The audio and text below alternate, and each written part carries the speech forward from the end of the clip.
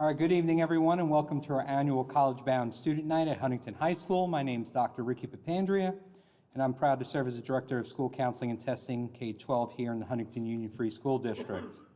It's truly an honor to welcome all of you to tonight's program as we come together to support our students in planning for their post-secondary journeys. The college planning process is one of the most exciting and significant milestones in a student's educational experience. It is a time filled with questions, decisions, and countless opportunities. Tonight, we aim to provide you with the information, tools, and guidance you need to navigate this process with confidence. We're fortunate to have a dynamic lineup of speakers joining us this evening.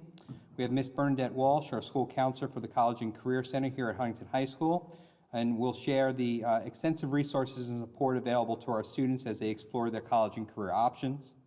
We have Ms. Elise Cook, Partnership Specialist from Princeton Review, will offer advice on preparing for college admission exams and academic success.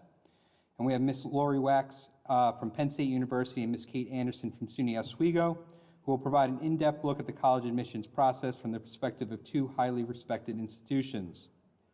Following their main presentations, we invite parents and students to participate in counselor breakout rooms where you'll have the opportunity to connect directly with your school counselor. These sessions designed to provide personalized support and answer any of your specific questions. Thank you for being here tonight and for your unwavering commitment to supporting your students. Together, we'll ensure that they are prepared to take the next step forward in their educational journey with confidence and excitement. Now it's my pleasure to introduce our first speaker of the evening, Ms. Bernadette Walsh. Hi, good evening. I'm Bernadette Walsh, school counselor here at the high school for many, many years. I work in the College and Career Center, which is down the hallway from Guidance East and Guidance West, across from the library, room 120. It's a pretty exciting office, lots going on, helping students plan for those next steps. And in just about 3 weeks or so, I'm going to be pushing into the 11th grade ELA classes to introduce myself, introduce my role in the post-secondary planning process, and student and family roles in the post-secondary planning process. At that point, I will be distributing a packet. It's called the Appraising Myself as I Plan for the Future packet. And it's a way for me to get to know our students better so that I, in turn, can then provide each student, each family with assistance that is specific to their needs, to their goals in terms of college, career, scholarship opportunities, colleges and programs with engineering, marching band, you name it. So this Appraising Myself packet gives me a lot of information so I can then share resources with all of you. The packet, as I said, will be distributed when I visit the ELA classes. However, if anybody wants to get a head start on the packets, you can come to the office, room 120, and pick up a blank copy. You can log into the College and Career Center Google Classroom. Students have all been invited into this classroom, and if you go into your Google Classroom account and you don't see the College and Career Center for 11th graders, we've got the access code right here, so you can obtain the packet there as well. It doesn't take all that long to fill out, but I do know that we're in the middle of, or beginning midterms very soon, so if this is something that you want to work on after midterms, that's okay. Once returned, we will have an opportunity to sit down and we will discuss your plans, your goals, and next steps. And these are ongoing conversations. So I meet with students throughout their junior year, throughout their senior year to help plan for the college application process, the process of looking into military options, career options, trade school options, apprenticeship programs, et cetera, et cetera. I'll also tell you a little secret. I am the parent of a junior. And so I am going through everything that you are going through right now. So I figured I would give you an idea of kind of what's happening in my house,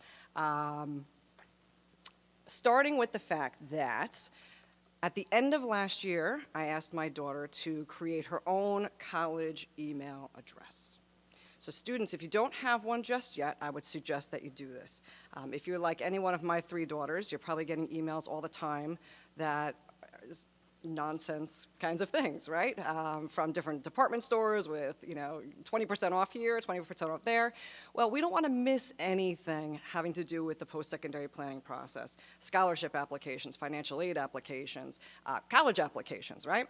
So having a dedicated email address to register for SATs, register for ACTs, create a common application account, create a SUNY account. All those things are really important so you don't miss anything. So get a new email address.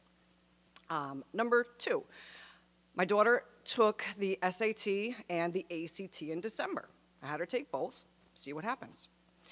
Got the scores back a couple of weeks ago. She's a stronger ACT student, so that's what we're going to go with. But now we know. We've got 2 sets of scores to work with. We're going to go with the ACT.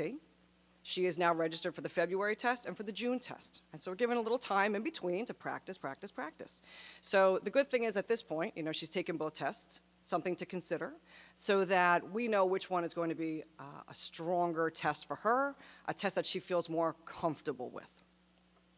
We are starting to visit some schools. And so over the holiday break, we drove down to Washington, D.C. We did a couple of schools on the way down, a couple of schools on the way back. During the February break, we are registered to see a couple of colleges up in New England. And while she's not sure where she wants to go, what exactly she wants to do, she has her interests, but she's not very super specific just yet. But we have ruled out the fact that she doesn't want to go to school in a city. And that's something she knows at this point, so we can cross off major urban areas. And even knowing something that you don't like, that's still beneficial, right? Because we've got lots of opportunities, so any way we can narrow this down will make things much easier. So visits, open houses. We are having lots of discussions at home, at the dinner table, sometimes not at the dinner table, sometimes in the car, about her goals, about the classes that she is taking right now, what she's enjoying about those classes, how those classes might actually parlay into a college major and a career eventually. We are going to get ready soon to start the college essay process, to start requesting teacher letters of recommendation. So while we haven't filled out applications, right, it's very, very early for that, we're talking about it. And in talking about it over and over and over again, we're making sure that when school starts up in September, she and I are feeling much more comfortable with the process and where she's at. So early preparation is huge, it's key. Coming to an event like this tonight, asking questions, reaching out to me, to our counselors, this is an important step. We want to make sure that everybody here feels supported and that you understand the range of possibilities and options that exist for everybody. So to close, again, I'll be going into the classes in the next in about 2 or 3 weeks or so. If you want to get a head start on that Appraising Myself packet, you can absolutely do that. You can come to the office, room 120, and pick one up, or log right into the Google Classroom and obtain it that way. Thank you.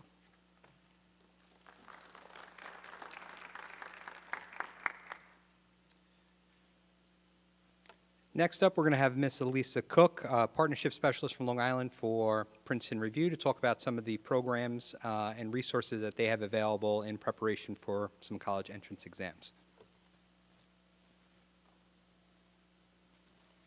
Hello, everybody. Thank you so much for having me this evening to the Huntington Counseling Center. You may have seen me before in previous years. You may have not, but I am the Long Island Partnership Specialist for the Princeton Review. We have a partnership with Huntington Schools. So I'm going to be hanging out front tonight, this evening. So please stop by if you have any questions and you want to chat with me. I wanted to get on here and kind of just discuss a few things that we have going on that we partnered with to offer for families, especially juniors and sophomores, for upcoming resources and events. So currently on January 21st, we're going to be hosting a March Essentials course for the SAT. You may still be able to get in. Some of you may already be enrolled in that course. But if you don't have that course, if you're not enrolled in that course, we will also have another one for the May SAT, okay? It's actually really special that we host in-person courses here at Huntington because not many schools on the island do in-person. Those courses include 6 classes from 6 to 9 p.m. You have 3 built-in practice tests with a live instructor. You come to the school in the evenings, and basically the whole point of those is to take those practice tests, come back, take a class, and then it leads you up to the day of the actual exam. We are partnered, as I said, so you do receive promo codes, 30% off courses and 10% off tutoring.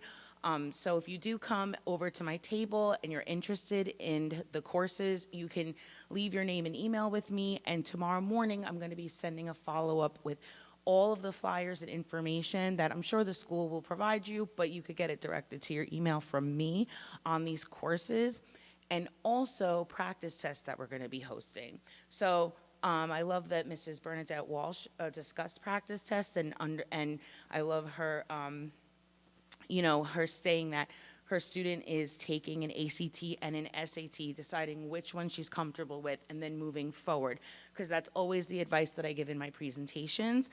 It's really important to take one of each, see which one you fare better on, and then stay on that path.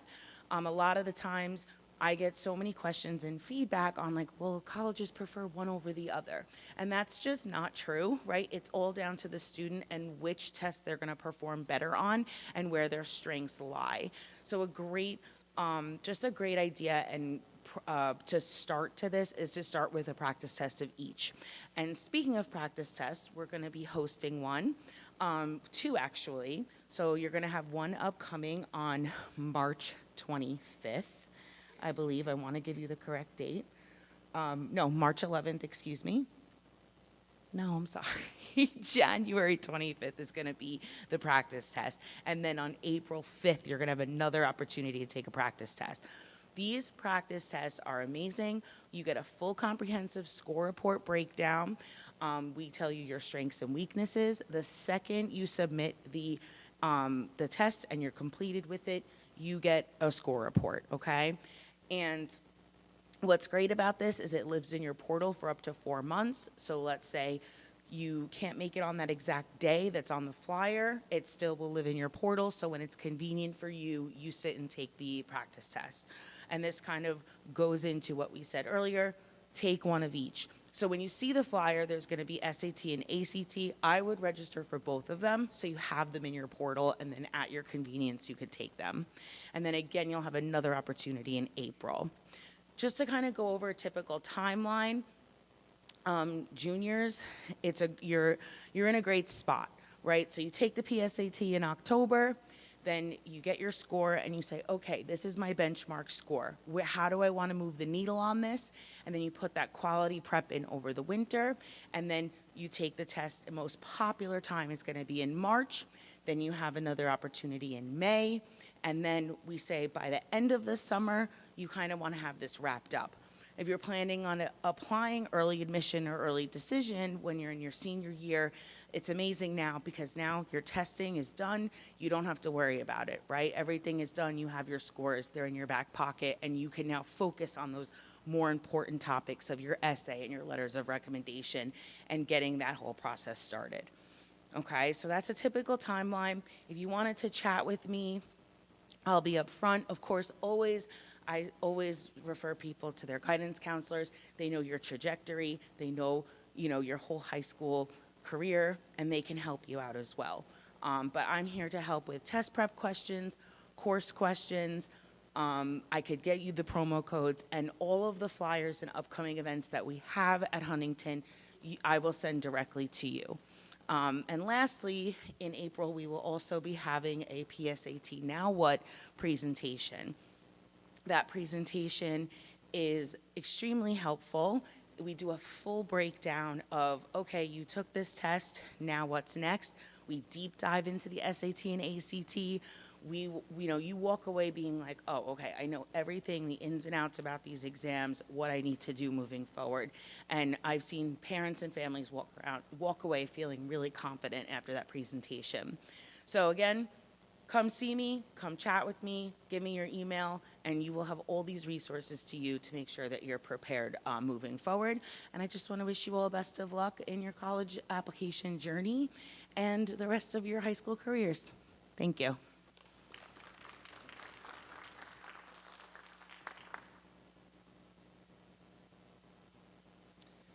All right, ladies and gentlemen, and what I would like to do is introduce Ms. Lori Wex from Penn State University and Ms. Kate Anderson from SUNY Oswego, who's going to talk about the college admissions process and the different steps in this journey as you're looking at the post-secondary institutions of your choice.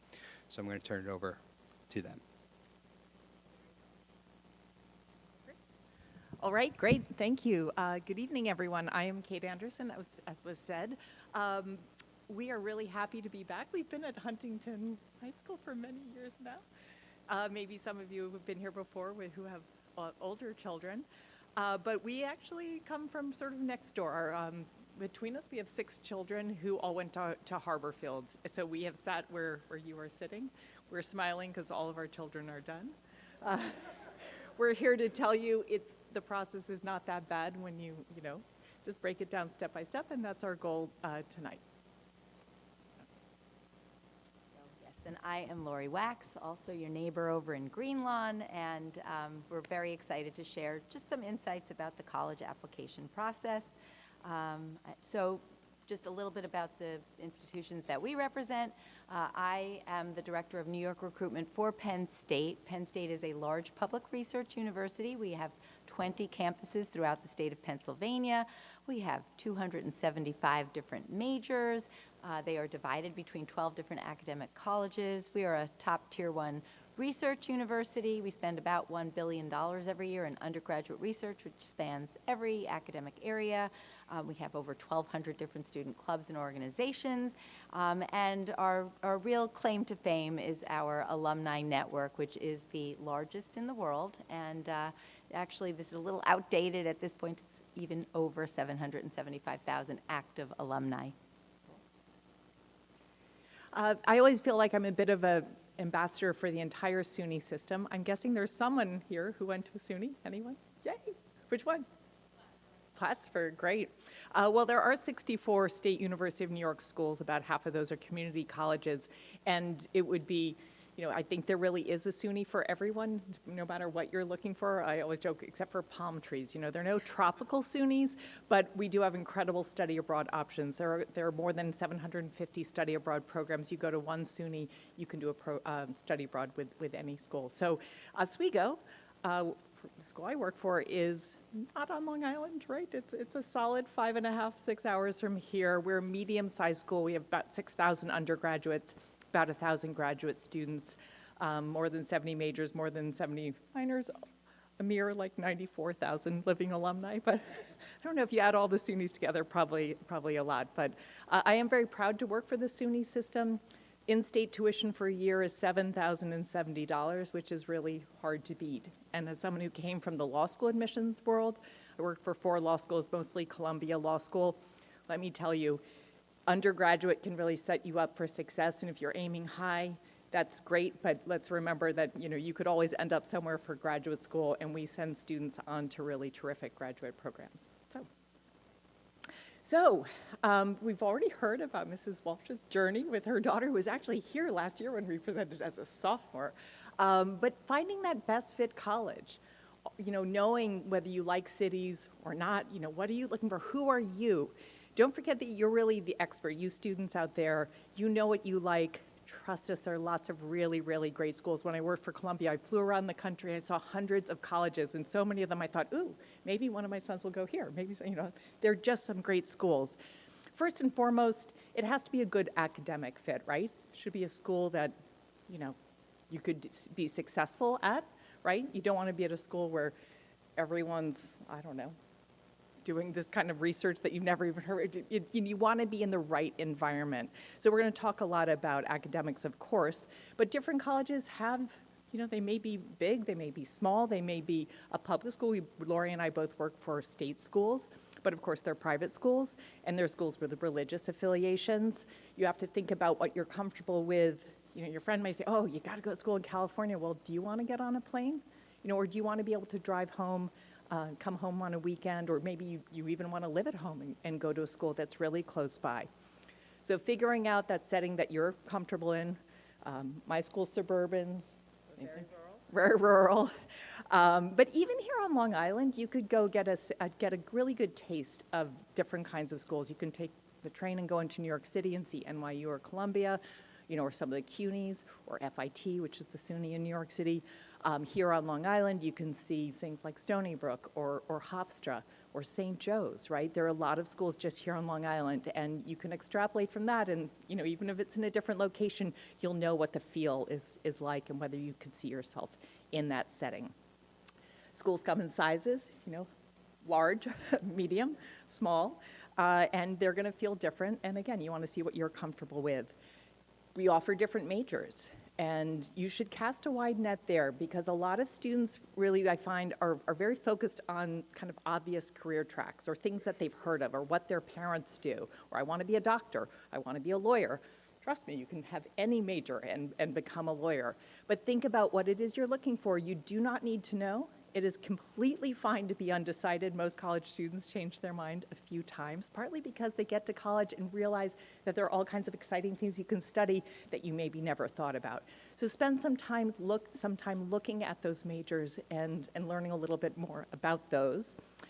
Visit campus if you can. We understand that not everyone can do that, drop everything and go travel around the country and visit. But again, visit closely or try to visit. At some point, you should visit before deciding you're going to spend 4 years of your life somewhere and really feel, how that environment, how it makes you feel, and again, whether you can see yourself there. What kind of sports are offered? Maybe you want Greek life, you want to be in a fraternity or sorority. Maybe there's some sort of club, like people have marching band. Well, we don't have a marching band, so that might put us, we go off of your list. That's okay, there are other schools that do have marching band. Cost is a big factor, of course. College can cost a great deal of money. There are colleges out there that cost more than $100,000 a year for the cost of attendance. But don't worry about cost at this point, because sometimes very expensive schools have large endowments, and they may give you scholarship money. You will always know the costs that what you're going to pay before you make a decision about a school. The only exception to that, without jumping ahead, is that if you apply early decision, which is a binding option, and you're accepted, you have to go to that school because you signed a contract, and you want to make sure that you can afford that school. Diversity, who's around you, where are they from, what are their backgrounds? Diversity by all measures. What is the student, who was in that student body? What kind of programs like co-ops, internships? I talked about study abroad earlier, or maybe you want to be in an honors program. What other services are offered? I don't know of a college that doesn't have free tutoring or a free writing center, but maybe you get some sort of accommodations. There were students at Columbia Law School, who had extra time on tests or who got notes taken for them. If that's something that you're looking for, you're going to want to make sure to visit that office at a school and just know about that ahead of time. So lots to think about, but trust me, when you get on a campus, you'll know if you can see yourself there. So for sure, and all of these factors are very subjective. None of them are right or wrong. It's really a matter of personal preference. And as Kate said, it's so important to visit just to get a sense of what you actually like. Do you want big? Do you want small? Do you not want to be in a city for sure? And the best way to know that is to get to schools, even if they're not the schools you're planning to go to. So those are the factors that you're considering when trying to build a college list and figure out where to apply. The factors that colleges are thinking about when they're trying to build a class and figure out who to admit include, and we're going to go into detail on each of these, but the high school transcript, test scores, the college essay, letters of recommendation, extracurricular activities, special talents, demonstrated interest, sometimes not as often legacy, and sometimes ability to pay. But we will get into all of these. To start off, without doubt, no matter how many factors schools are considering, the first and foremost factor that any college is going to look at is your academic record, your high school transcript. Some of us have you self-report your grades, so we don't actually look at your transcript, but it is your academic record that you're using, your transcript, to tell us how you did in high school, the classes that you took, years 9 through 11, and the grades you received in those classes, the level of those classes, how the rigor of your coursework, and then we all look at a list of your senior classes. Some of us look at your senior grades. We certainly all see them at the end and expect that at the end of your senior year, you're the same caliber of student that you were when you applied. Some schools will reach out mid-year and ask to see your senior grades if they're not 100% sure yet, if you're kind of on the cusp. We don't happen to use senior grades at all unless there's some sort of a appeal situation where there was an extenuating circumstance, but in general admissions, we're looking at the grades from years 9 through 11. As I mentioned, rigor of coursework. So we're looking at, how much did you challenge yourself? We often get the question, are we better off taking a an easier class and getting a higher grade, or taking a harder class and not getting as high a grade. And it really does depend. I mean, we definitely want to see you challenging yourself, but we also don't want you to be struggling. Certainly, the more challenging classes will open up lots of opportunities for you once you get to college. If you take AP classes or IB classes, you may come in with college credit. That takes some, of the financial burden off. It also takes off some of the requirements that you have to take. But it really depends on how well you can do in those classes. So, you might want to start taking a class in an area that you really like, maybe your junior year, and by senior year, why not, try to take some harder classes. As I mentioned, we do see a list of the classes that you're taking senior year. If you take an AP class senior year and you put that on your application, and then midway through the year you realize this is just not going well, I'm going to drop that class, that's fine, but you definitely want to let a school know that you have dropped that class. You want to be aware of any kind of prerequisite or requirements that you need for specific majors. If you're undecided, that's totally fine.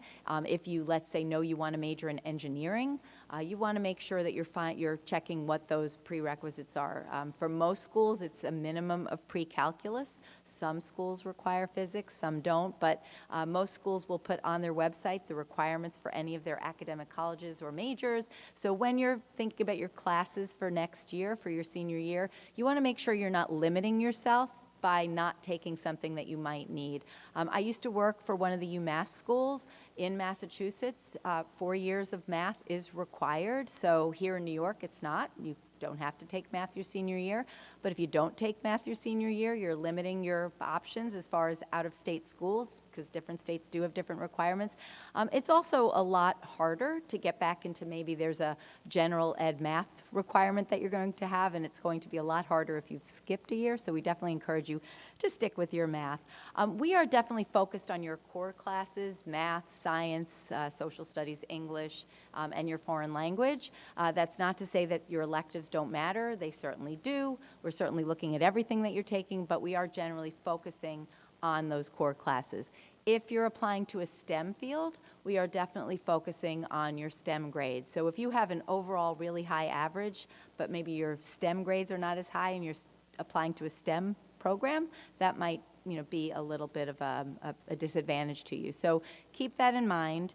And that, when you're choosing your classes, again, choose the classes that you like, that you can do, well in without struggling, but definitely try to challenge yourself.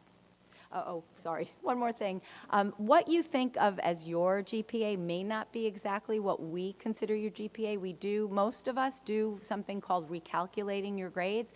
So we generally are looking at your unweighted grade in whatever class you're taking. And if you're taking, let's say, AP Biology, we are giving that a little bit of an extra value than if you were taking, let's say, just a plain Regents Biology. But we're giving it the same value to every student.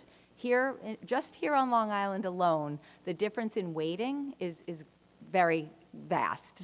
We are in Harborfields. They're very generous over in Harborfields, but we get 1.15.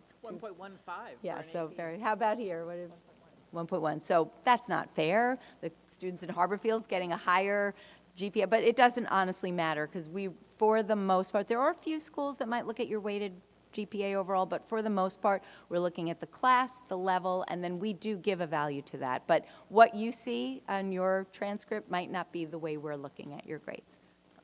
Yeah, it's just a really good idea to take a look at your transcript the way most schools are going to look at it. But one thing that's true, as many schools as there are, we're all a little bit different. So Lori said Penn State's never looking at senior grades. Sometimes I'll ask for senior grades. If I reach out to you and ask for senior grades, where do you think you are? You weren't admitted, but you weren't rejected. So working really hard senior year and bringing your grade point average up could be what tips you into the yes pile. So it's good to know that every school does it a little differently. This can help arm you with questions when we're here for your college fair, or if a college comes to visit. You could ask these questions. Do you look at unweighted GPA, or are you going to, how do you do it at your school? Because it is always a little bit different. So we've already heard about standardized tests. I will repeat that no one cares whether you take SAT or ACT. And unlike pre-COVID times, Increasingly, schools are test optional. So more and more schools, there were 2 schools in the SUNY system, Purchase and Potsdam, that were test optional before COVID, and now the entire SUNY system. So, but still, it's a great idea to take these tests. As has been said, try both of them, see what you do better. This is a very important decision where you go to college, right, in terms of your future. You don't want to, at the end of the day, think, oh, what if I tried the test, What if I'd done really well? Would that have changed things? Sometimes it can get you more scholarship money. Sometimes it can help you be accepted. If maybe your grades were a little rocky, but you show that you had strong performance on a standardized test. That said, not everyone's a really good test taker. You can be highly intelligent and not perform well on those tests. So I really like that the climate now gives the applicant, it puts you in the driver's seat, and you get to decide whether to take them, but we're recommending that you take them, take both. Take, again, whichever one you did better. 3 is probably the maximum. You're not going to want to take those tests more than that. They've shown that there's really no increase that you tend to see just taking it, again and again and again. I think it's a good idea to not have too much time between the test administrations, because there are better things to do with your time than to be prepping for tests. You want to do it if you're taking them, you take those tests seriously, but you don't want to drag it out over a year and a half of your life. So I always think, why not take May and June, because but it's all up to you and what works with your schedule and what you want to do. So take them both. They can be important. There are schools, though, that won't look at standardized tests. The entire CUNY system doesn't look at standardized tests, right? California, they don't. So depending on where you're looking to apply, a few people maybe don't need to. We've addressed how many times you're going to take them. Super scoring, I don't know if you're familiar with that term, but if you take the test more than once, a school that super scores is going to take, let's say you take the SAT twice, and one time you do better on the math, and the other time you do better on reading, the evidence-based reading and writing. A school that super scores is going to take those 2 subscores and put them together for that bigger, better super score. Pretty common for colleges to super score the SAT, a little less to also super score the ACT. At Oswego, we super score both. A good question to ask is whether you can self-report the test scores. Everything about college is expensive, right? You've got to pay the application fee, you have to send scores, and that's before you go there and pay tuition. So ask if you can self-report the test scores. At Oswego, if you're filling out the common application or the SUNY application, if you write down your test score, we trust you. It's like self-reporting your grades for the schools that ask that.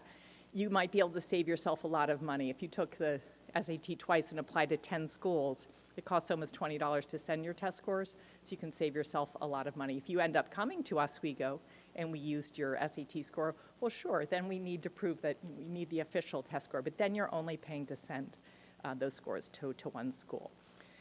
Most schools are test optional, but not, there are some that have gone back since COVID. Not as many as I think we expected to see, but I think that's because we have enough data to make good decisions. We will be test optional, both of our school systems, through the time you'll be applying. I think some schools are waiting to make sure that we have all that data, or should we be asking for test scores?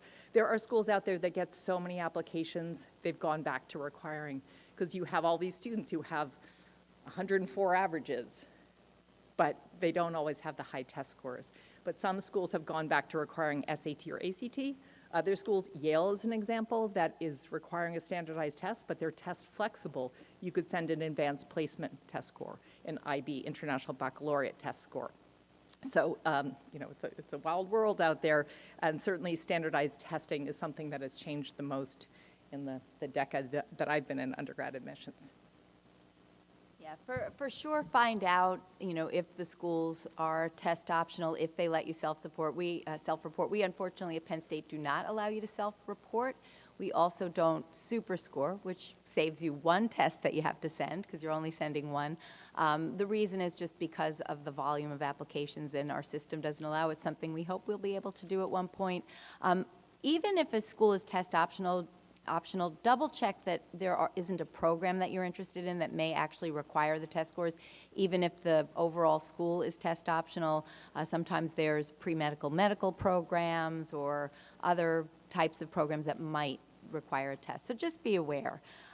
So the next, probably most important, and certainly our favorite part of any college application is the college essay. It's something that tends to cause students a lot of stress, but it really shouldn't. It really is just your one chance to speak directly to the person who's reading your application. It's your chance to tell your story. It doesn't have to be anything extraordinary. It doesn't have to be anything catastrophic. It's just really your story. If I were to meet you and say, so tell me about yourself, or what do you love to do, or, what is your favorite activity that you're involved with, or what's a really fun experience you had? Those are the types of things that we're looking to find out. We're just trying to get to know you a little bit. Most students are going to apply to college on the Common App. Has everybody heard of the Common App yet? And if you don't, I'm sure you will very soon. But the Common App has its own essay that you're supposed to write. There are 7 potential prompts. Whichever prompt you pick doesn't matter. We certainly don't care. If you do choose a prompt, make sure you're answering that prompt. The final question or the final prompt is topic of your choice, so you can be safe in answering that and know that you're answering the prompt because you're talking about whatever you want to talk about. Couple of things to consider. There are very strict word limits. Highly encourage you not to worry about word limits until after you've completed your essay. It's very easy to cut back. If you start worrying about the word limit while you're writing, it's definitely going to inhibit you. However, you do want to make sure you stick to it because things do get cut off. So we want to make sure we get your whole story in, so you want to make sure you're sticking to that. It's your chance, really, use your own voice. We can't stress that enough. Nobody can tell your story like you can. We like to think we can tell if somebody's using AI to write their story. Certainly you want to get ideas, doing things like using AI, or best thing, going to the library and there are so many books out there, 50 college essays, 50 Harvard essays, 50 Ivy League essays, just to get a sense of what other people write. But at the end of the day, your voice is the one we want to hear. You should be using words that you use. You don't want to go to the thesaurus and look up certainly you don't want to use the same word over and over maybe, but you don't need to look for words that you don't use. It's really supposed to just be your voice. Always good to be positive about yourself and others. I would definitely not recommend ever saying anything that would be offensive or shows any kind of bias. It's your chance really to highlight your achievements, talk about your passions. Anything that's not common knowledge, it's good to explain. If there's something that you do here at Huntington High School and it's a club and there's an acronym and you love it, that's great. We might not know what it is, so just spell that out one time in the beginning so we know what you're trying to tell us about. So important to proofread.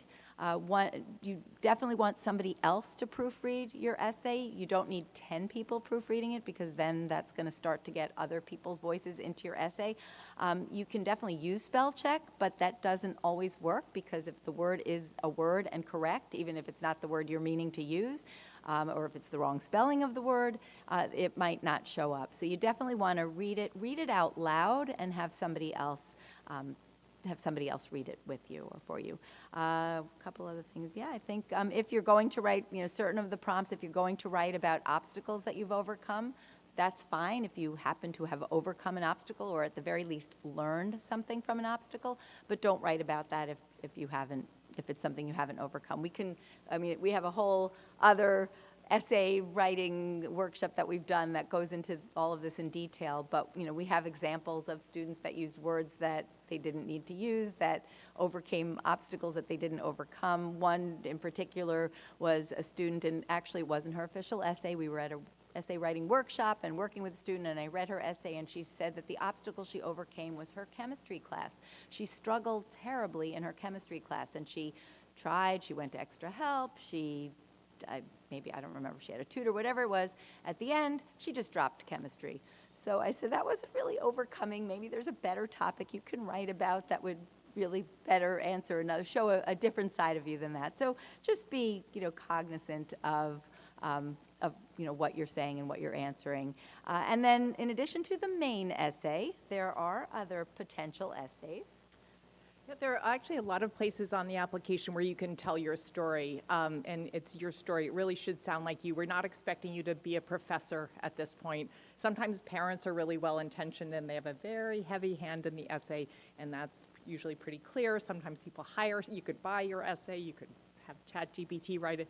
Don't do that. Don't right-click on that thesaurus. Always think about an essay, the student was talking about their father coming home, but they said, when my father perambulated home. It stops you, right? It's not or the entire essay about the stock market, STALK, not STOCK. If you share that essay, someone's going to catch that. And we know we knew what you meant, but you don't want us to use your essay as an example of what not to do. I see someone taking a picture. We're happy to share this if you want a copy of this. A lot of times people spend a lot of time getting their college essay just where they want it to be, and it's an iterative process, right? You draft it, you draft it again, and we do that because we want to learn more about you, and also because communicating well and being able to write well is really important in college, no matter where you go, no matter what you study. So it's a great thing to practice. I don't think students have a ton of experience, and a lot of times we do get these sort of trauma dumps, or like they're mad at their parents, and you read all about that, and you have to think about the fact that you're marketing yourself to a college, and what is it that's going to help us just feel like we want to have you as part of our community. And you being mad at your parents, probably not that thing. But a lot of times people have a great essay and then they realize that the college they're applying to, especially if it's a selective school, may have supplemental essays. If a school has a supplemental essay, you can guarantee they care more about that essay than the generic one that you sent, that 250 to 650 words that you have to send to everyone. So there can be some wacky questions like, what's your favorite word and why? Or it's your autobiography, send us page 169. There's some weird questions out there, but it tends to be, why this school? Why do you want? Lori has at Penn State, there's an optional essay, but if Penn State is your first choice school, is it really optional? Or do you want to use that opportunity to show Lori why you think this is the right fit? What it is you like about Penn State. It's not the football team. I mean, that might be part of it, but tell her about something why you think maybe you're going to play football there, so that would be a very good reason. But a lot of times students don't proofread these very carefully, or they write them much more quickly, and that's definitely a pitfall you want to avoid. A lot of times when I was at Columbia Law School, people would write how they couldn't wait to be in New Haven next year. Well, that's Yale that's in New Haven, right? Not Columbia's in New York. So you want to be very careful about proofreading. If you haven't visited, if you do visit, take notes. That's something you're going to want to do. All the schools start to blend, especially if you visit a few schools in a weekend. So take notes about what it is you see, who you talked to, what they said, something that maybe stood out to you, because you will be able to work that into a supplemental essay. If you can't visit, no problem. The internet's a great thing for learning lots about a school, talking to people who went to that school, just doing your research so that you can write a supplemental essay that shows that you've done your homework, that you've really considered why you want to be there and maybe what you could contribute or something you want to participate in. There's a study abroad program. There's a professor doing work in a certain area. That's a better supplemental essay than the school's so pretty, or I love the football team, or something more generic.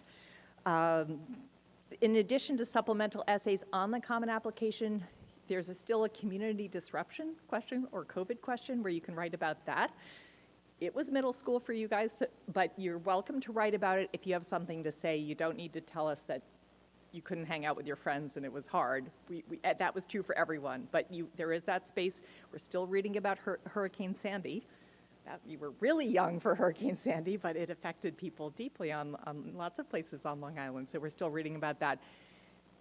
You don't want to muddy your essay with having to fit something else in. There's a whole other up to 650 words where you could explain a situation. Maybe your grades did take a dip, or maybe you got a big award for something and the characters on the 200 characters is not enough to talk about that.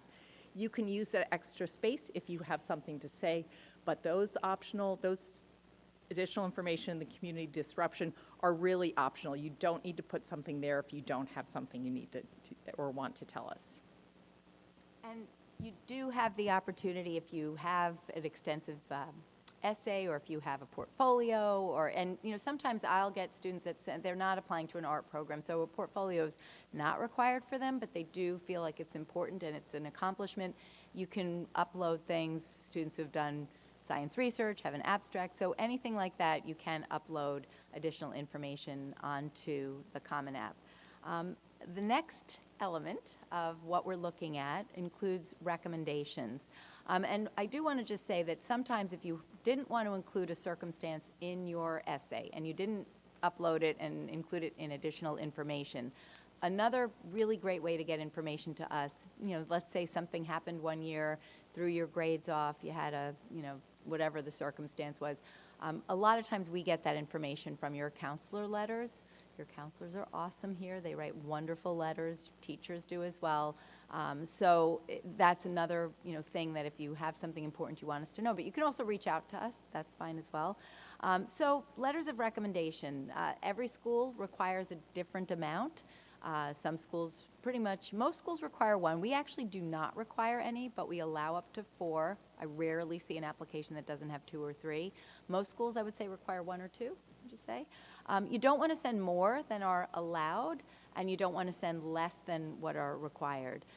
As far as who to write your letter, really somebody a teacher that you have connected with. It could be a class that you did really well in, but we don't really need to know that you got an A in your AP chemistry class because we know that from your transcript. So it's really, we want somebody who's going to be able to speak to us about you, about your character, about how you are in a classroom. Every piece of the application, it's like a puzzle, and every piece is kind of telling a different part of you, showing us a different part of you. So your letters of recommendation, choose carefully. Kate loves the example, and I'm going to copy it, but if you showed up at school one day and you were told there's no class this first period, just go hang out with whichever teacher you want to hang out with. That possibly is a great person to write your recommendation. It's good to kind of show different sides of you, so usually a STEM letter of recommendation, math or science, something more in the humanities, English or social studies. But sometimes if you're going into a STEM field and you have 2 STEM recommendations, that's okay too. It really depends, but you definitely want to choose somebody who can write about you, talk about how, not just your grades, but your character, how you are as a person, how you are as a team player. If you have a teacher that maybe was also an advisor for a club or a coach, that's often a great person to write your recommendation because they know different sides of you.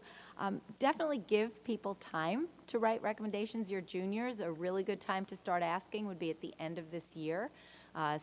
Teachers get a lot of students asking them to write recommendations frequently. It's a lot of the same teachers that get asked to write recommendations, so you want to make sure you're early on in the process. Again, send the right amount, and make sure you thank the people that write your recommendations. They are so heartfelt. People put a lot of time and energy and their heart and soul into writing these letters, trying to advocate for you, so make sure you show your appreciation. And usually you don't get to see the letter because of you sign away that right. I think the idea is that then teachers and counselors are going to be very honest, right? Trust me, people don't write, they're not going to write a letter that isn't positive or in support, but some teachers are better positioned to write a more in-depth letter. And while grades are really important, as Lori said, all these pieces are important. There have been essays and there have been letters of recommendation that have changed my mind from, not accepting a student to accepting a student. And I read about 2,500 applications a year.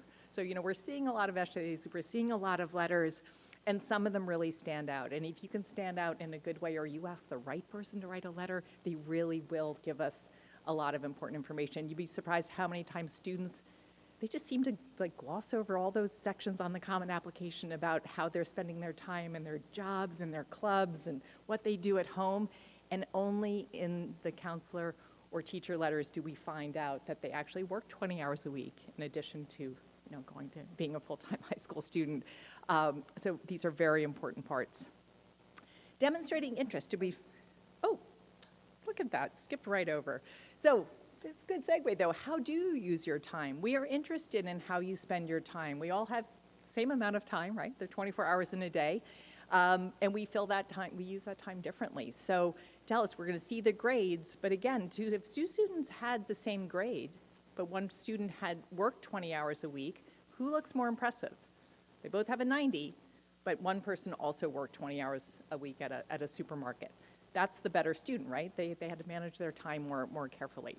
So we care what you do. We also know that what you do, whether it's in Huntington High School or at home or in the community, you might bring those skills and those interests to our campuses and fill those bazillion clubs that they have at Penn State. So we look at this. So who are you in your community? You know, are you involved? Maybe you have a religious affiliation, or maybe you work, or maybe you help out neighbors, or maybe you have responsibilities at home. I think we've made this point pretty clearly. We talk about this. There are times, I mean, I'm sure you'd rather be in a club than have to go home to get your younger siblings off the bus. So if you're doing something that's substantive, you're helping care for a grandparent, you do have sort of babysitting responsibilities for siblings, that's worth mentioning. We're starting to see students who tell us that they made their bed, or they emptied the dishwasher sometimes. You know, that's not what you need to put on your application. I hope you do help her out around the house, but tell us something that's, you know, substantial, you know, how you're really spending your time. Sports, you know, some people are 3-season athletes, some people are part of travel teams, arts, you know, theater, music, all sorts of things you could be involved with. I've talked about jobs and family responsibilities. On the Common Application, there are 10 places to put your activities. That's plenty. You're probably going to want to order them in order of importance. Relay for Life is a weekend. We do that in colleges too. That's great, but it's not the same as an entire season playing lacrosse or, you know, being in an orchestra. So you're going to rank them probably in order of importance, and if 10's not enough, as Lori said, you can often attach additional information. Not at every school, but in most schools you could attach a resume, CV, activity sheet. If you use Naviance, you can build that in Naviance. It can be hard to remember. 9th grade it starts to be a long time ago, so spend some time writing down all the things that you've done, because you don't, you know, you want to make sure you list them. You can give yourself credit for all the things that you've been involved with.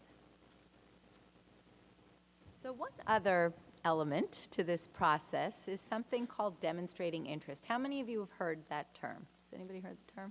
Okay, so demonstrating interest is basically you showing a school that you are truly interested.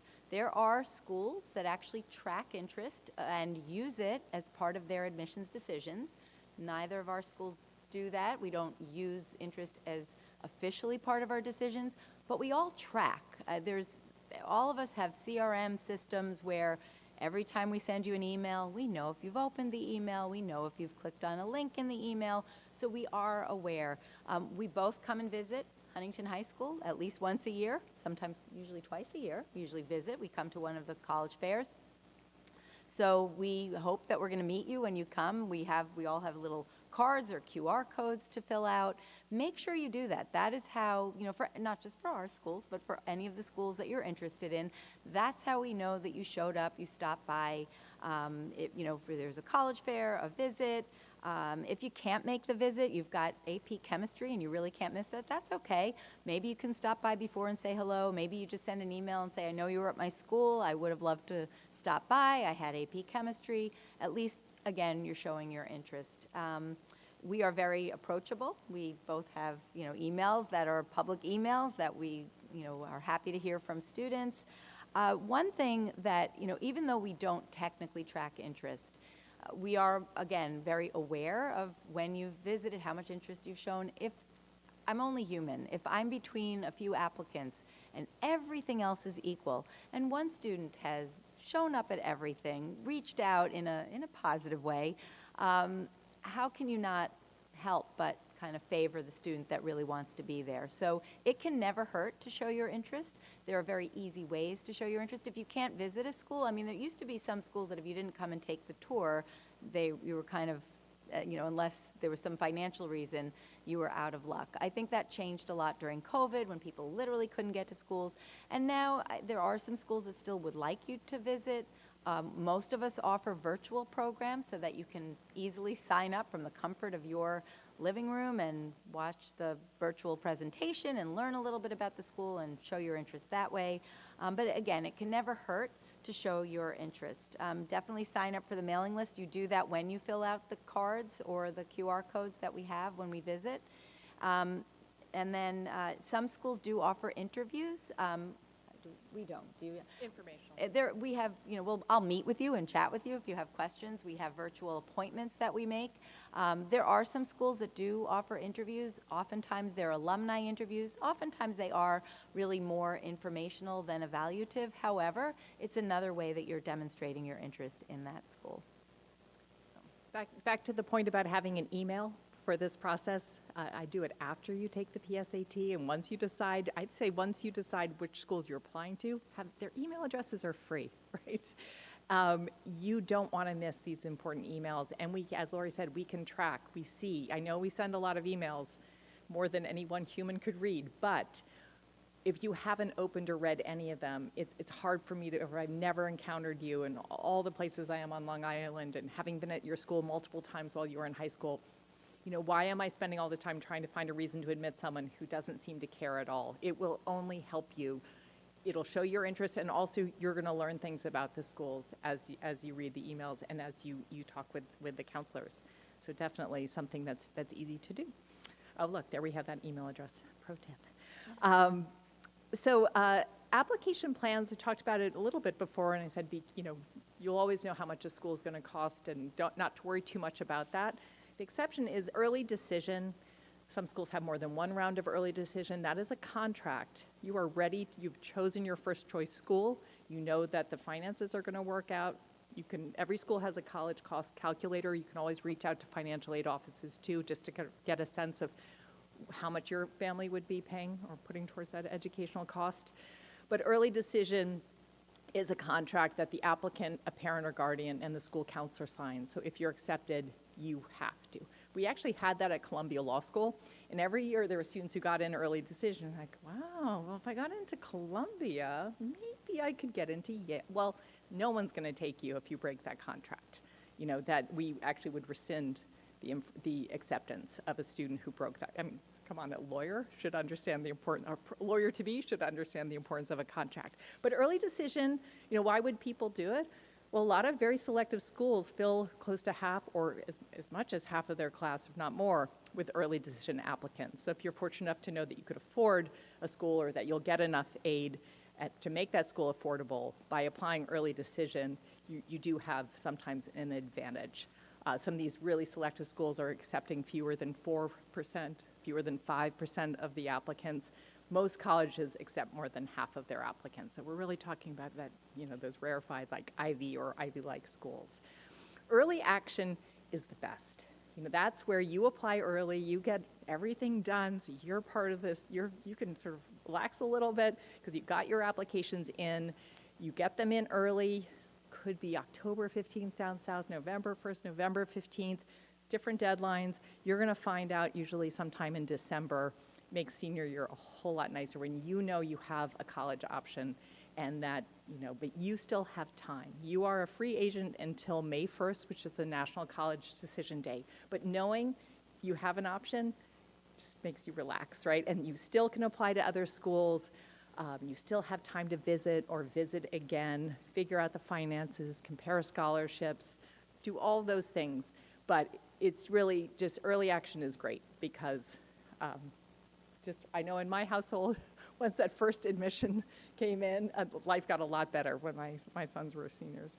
So early action is great, non-binding, but you're done with your part. You can always send us additional information, right? It's not set in stone. I have students who reach out, the week after I applied, I got this award at school. Great, tell me about it. I can add anything to your application. Regular decision is not early, it's often January 1st or January 15th, but there's a deadline. So if the deadline's January 15th, be tomorrow, then you apply by January 15th. And if you miss it, well, these days, you could ask, the school might be flexible, but being able to read directions and follow the guidelines. If there's a deadline, that's the deadline. So you'll want to know if a school you're applying to has a deadline, you want to apply by that date. Rolling admissions, both of our schools actually have early action and rolling admissions. Rolling admissions means as long as we have spaces, we're happy to take applications. And so I don't recommend applying to college in next July, but every year it happens. A few students, it's usually, my experience, students realize they can't afford a school and they're looking for an affordable option, and so a SUNY is going to be an affordable option for someone in New York, and we also do give merit scholarships, so you might not even be paying the full price. Or something like housing. I've had a student all set to go down to Florida. And then in July, they said, okay, we ran out of housing, so go find an apartment. Well, is that what you imagine when you imagine moving into college? No, you think about a dorm and having a roommate, not going to another state and signing a lease for an apartment by yourself. So sometimes students are looking for schools that'll still accept applications, and that's what rolling decision is. And just one other word on early action. For many schools, especially schools that get a lot of applications, your chances of admission are greater the earlier you apply, just because as we start making decisions and we start filling spots, the later it gets, the more competitive it gets. So early action, win-win all around. You talk about Penn State and how people think they finished, but... Oh, so be very careful. When you're applying to school, you want to make sure that your application is complete. So every school is a little bit different in how they do things, and we forgot to say this, but we recommend put together a spreadsheet of all the schools you're interested in. If you visit those schools, that's where you can keep your notes, put any kind of application plans, deadlines, number of recommendations required, anything specific to the school that it's important for you to know before you apply, and to make sure you're staying on top of things. When you apply to Penn State, and we're not the only school that does this, we do not ask for your transcript. We don't ask for your transcript until after you've been admitted. We make our decisions on you self-reporting your academic record on an online form called the SRAR. Penn State is not the only school that uses the SRAR. There are a number of schools, Stony Brook, Binghamton does. I think they do both. The Florida schools all use the SRAR. So once you submit your application on the Common App, that's only part one. And so many students will submit that Common App and think they're done. And their application is not complete until they also submit the SRAR. So self-reported academic record, acronym. So make sure you are aware of all of the elements that are part of the application to make sure you complete. Now, any of those students who did not complete their SRAR probably have about 20 emails telling them your application's not complete. Please complete your application. So it's not like we're not on top of it ourselves. But again, another reason to check your emails, make sure that you are aware of anything that's coming in. There are scholarship opportunities. We don't have a lot of scholarships, but we do have a few, and usually there's an email for specific academic colleges. You don't want to miss them.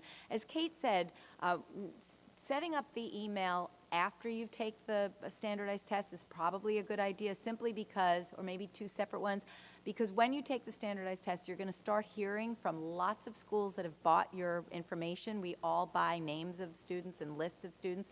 So you're getting tons of emails from schools that you may or may not be interested in, and that's fine because you can learn something. But if you don't want to miss something from the schools you're actually applying to, maybe have a separate email that you just use on the Common application. So we have time for questions. I hope that we haven't not been overwhelming, right? I know it's a lot of information, but we'd be happy to answer questions. Does anyone have questions? No questions. Is that a good? Yes? Did you have a question? Oh, no. A lot of times people don't like to ask in the crowd. You're welcome to reach out to us. Our contact information is up there. If you do have any questions, we're happy to. We'll also stick around if you want to come up, and I think we have our business. Oh, yes, a question. Wait, we have two. Two, very exciting. Let's see. Oh, absences. That's a great question. That's so funny. I saw one today, 39 tardies. 39's a lot. We don't see it on your transcript. Where we'd see it is if we ask for senior grades, or students send, or some schools automatically will send mid-year grades. But first quarter, we do see information like that. We see the comments, pleasure to have in class, or, needs attention, needs more, the homework needs more attention, or what. So we don't see that because of the SRAR, but if you're in jeopardy of graduating, then you don't want to be having too many troubles. It's not what we'd focus on, but anything that we see is fair game. People ask us if we look at region scores, if we look at, and I mean, we see everything. We talk about a holistic approach. We really do look at everything. And we joke, are we the Office of Admission or Rejection?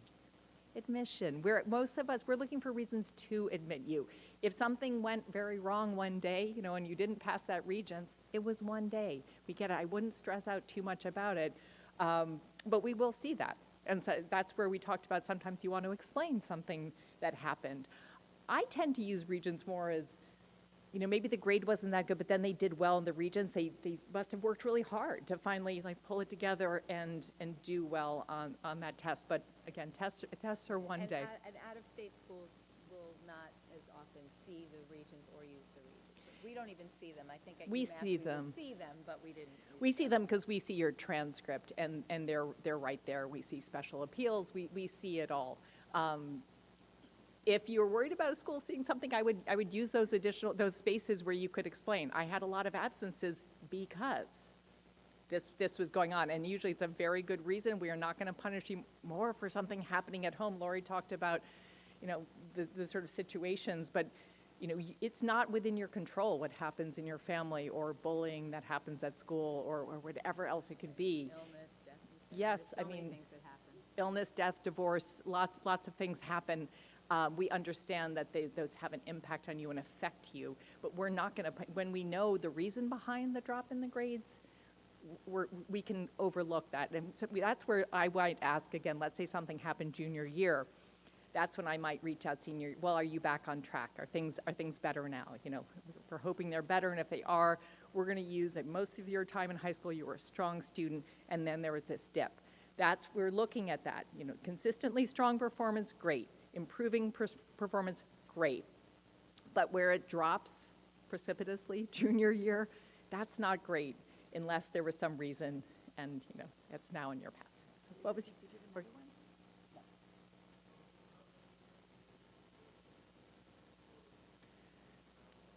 Could be from outside. Usually people will have at least, a counselor and at least one teacher. If there's somebody from outside, that would be a better person to recommend. Depending on how many a school will allow, you certainly can send, from a coach, a clergy, employer. Yeah, those are fine. Usually you'd want at least one teacher letter. And I know some schools will say that, it should be a teacher from junior year. I find sometimes you had a teacher in ninth grade, but you have them again senior year, and they're able to speak to your growth or consistently strong, effort that you've put into the classes. So I really do think, as Lori says, as the teacher you have the closest connection to, who could tell us something that we're not seeing on the transcript. But all letters are fine, but as Laura said, you follow the directions. If they say two, and no more than two, then and the counselors are the ones, if there are too many letters, if you have 3 letters in your file, but the school has 2, then your counselors they get to see the letters. They'll send the 2 strongest letters that are going to best support your outcome, correct? Anybody else?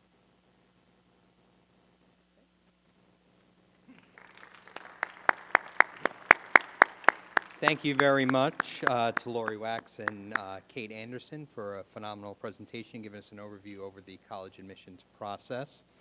We're going to end the evening today with the opportunity for breakout sessions with your child's school counselor. We have our fantastic school counseling team here this evening who will be available to answer questions and go over the important things that are coming up for the 11th grade year. First up, we have Dr. Ali. All right, Dr. Ali is going to be in room 109 this evening.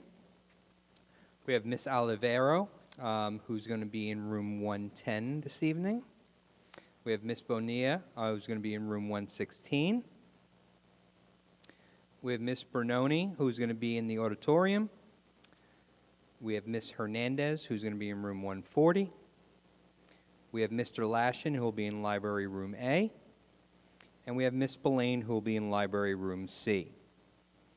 All right, so this concludes our presentations for this evening. The counselors are going to meet everyone out in the lobby area and be able to bring you to the appropriate locations. Thank you very much for coming this evening, and we really do appreciate it.